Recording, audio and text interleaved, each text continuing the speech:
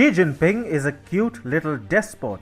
Sure, he likes to do despoty things like torturing people, vaporizing opponents, and cracking down on free speech, but his Winnie the Poohish idiosyncrasies scare no one outside the borders of China. He probably mutters to himself that he will go down in history as Xi the Great, or Xi the Conqueror, or Xi the Salami Slicer at the very least.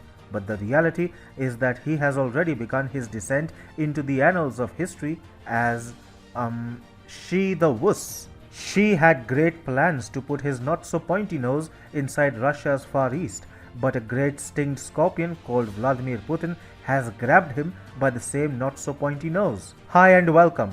This is TFI Global, the foreign affairs and geopolitical analysis arm of the TFI Media Group, and I am your host, Sanbir Ranhotra. In this video, I will tell you about Jinping's failure to turn Russian Far East into his own backyard. Let's begin. For over a year, the resource-rich Russian Far East has been in the news. China has been staking claim over the historically significant region, whereas Russian President Vladimir Putin has been trying to ramp up development in the sparsely populated region. Now, the myth of a Sino-Russian alliance is about to take a major hit as Russia prepares to join hands with India and Japan, effectively kicking China out of the Russian Far East. There are many developments that indicate the rise of an India-Japan-Russia trilateral for speeding the developmental process in the Russian Far East. Most notably, Economic Times, a popular Indian daily, has reported that China is not able to reap any great benefit out of infrastructure development projects in the Russian Far East. Locals in the region are growing increasingly apprehensive of China's ambitions to maximize profit. Russia is itself looking to collaborate with Japan and India for the development of the region. China is growing increasingly disinterested and wary of its investments in the Russian Far East. China has invested in only 8 projects in the resource-rich region. In fact, China has claimed that the opportunities coming its way in the region are financially unattractive. Several Russian projects like the Eurasia Railroad, which was supposed to link Beijing, Berlin and Moscow, have failed to secure Chinese funding. The disinterest being shown by China is perplexing. Remember, China is always eager to invest in global infrastructure projects as part of President Xi Jinping's flagship Belt and Road Initiative, or BRI. Investment in strategic cross-border projects is in fact at the core of Xi Jinping's hawkish foreign policy.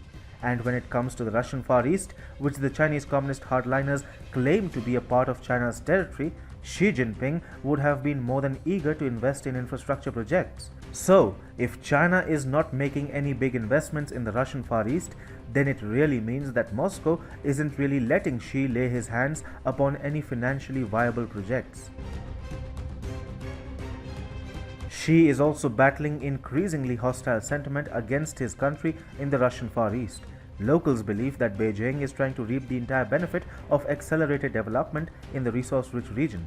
Beijing is infamous for prioritizing its own interests over local development and neglecting the human resources of the host nation in infrastructure projects. China actually uses such projects for creating big debt traps to exploit the host nation and also for employing its own labor force instead of drawing human resources from the local population. The Russian Far East already had a bitter experience of Chinese selfishness during the program of cooperation between Northeast China and Eastern Siberia.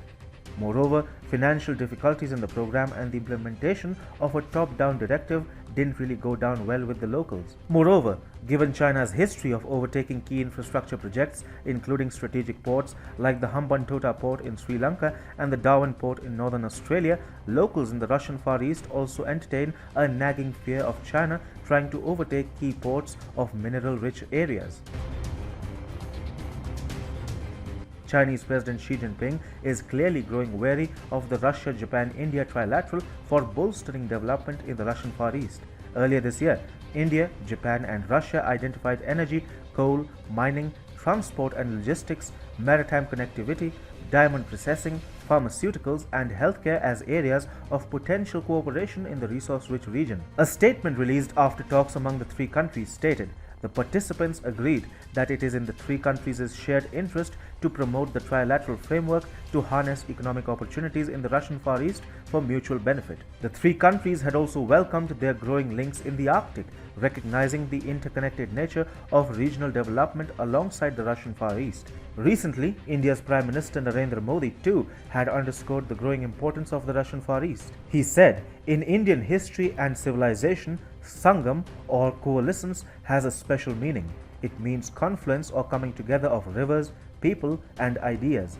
In my view, Vladivostok or the Russian Far East capital is truly a Sangam or confluence of Eurasia and Pacific." As India and Japan show growing interest in helping Russia develop its Far East region, China's readiness and willingness to play any major role in the region is shrinking uncontrollably. Russia has thus effectively kicked China out of the Russian Far East.